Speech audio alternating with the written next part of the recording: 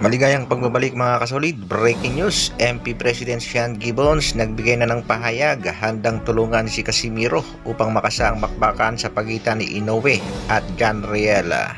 Mark Magnifico magsayo, interesado din na labanan ng Japanese monster na si Naoya Inoue. Yan ang ating pag-uusapan.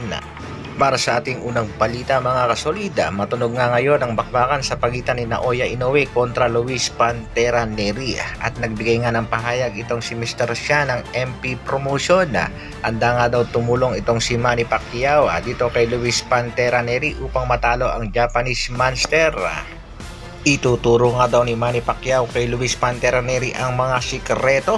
Madali lang naman daw talunin itong si Naoya Inoue ayon kay Pacquiao.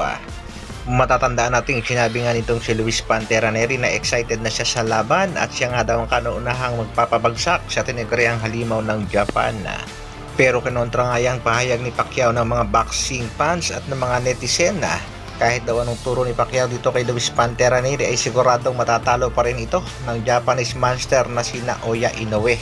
Matatandaan daw natin mga kasolid na sa laban nga nitong si Marlon The Nightmare Tapales kontra Naoya Inoue ay nagbigay din ng tips itong si Manny Pacquiao kung paano tatalunin ang Hapon pero wala pa rin nangyari mga kasolid dahil talo pa rin itong si Marlon The Nightmare Tapales at knockdown niya sa round number 10 ng kanilang bakbakan. Marami nga nagsasabing kung matuloy ang bakbakan sa pagitan ni Luis Pantera Nery kontra nga dito sa halimaw ng Japan na si Naoya Inoue, ganon pa rin ang mangyayari, mananockout lang itong si Nery.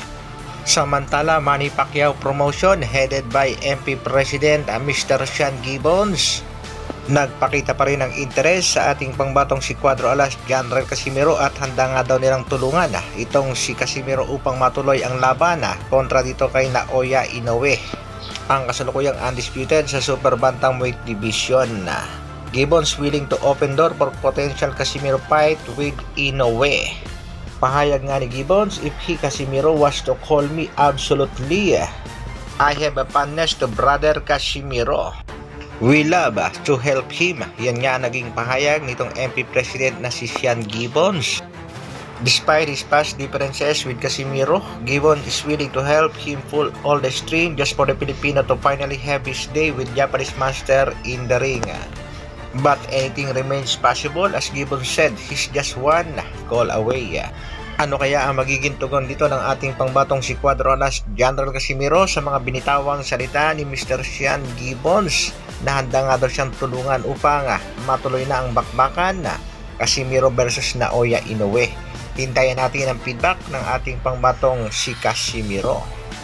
At ang tanong ng nakararami, may pag-asa pa bang bumalik itong si Casimiro sa poder ng MP promotion?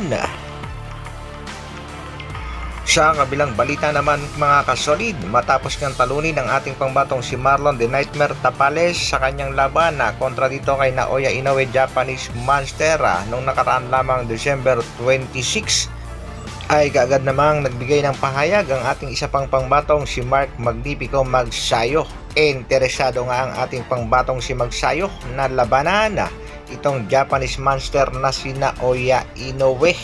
Courtesy of Pinoy Boxing Prodigy, Mark Magnifico Magsayo is open to fighting Naoya Inoue in the condition that it will be catchweight match at 129 pounds. Marami rin mga boxing fans ang nagsasabing isang napakagandang laban din nga daw ito mga kasolid kung sakaling matutuloy. Mark Magnifico Magsayo kontra Japanese monster Naoya Inoue.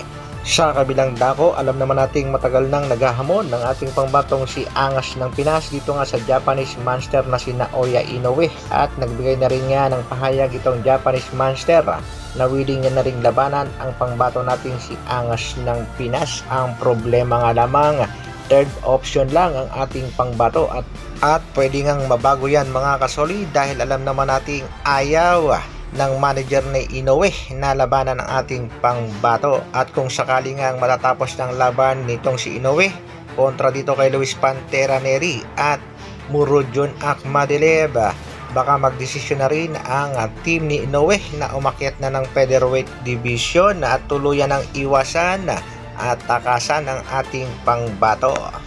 Kaya isang shoutout naman yan sa mga Japanese promoter na mahawak sa ating pangbatong si Janrel Casimiro. Gawa na ng paraan yan para matuloy.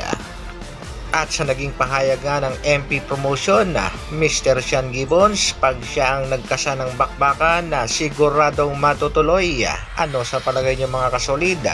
Ano kaya ang magiging desisyon ng ating pangbatong si Cuadro Alas Janrel Casimiro? Na alam naman nating may power at kalidad upang talunin ang Japanese monster na si Naoya Inoue.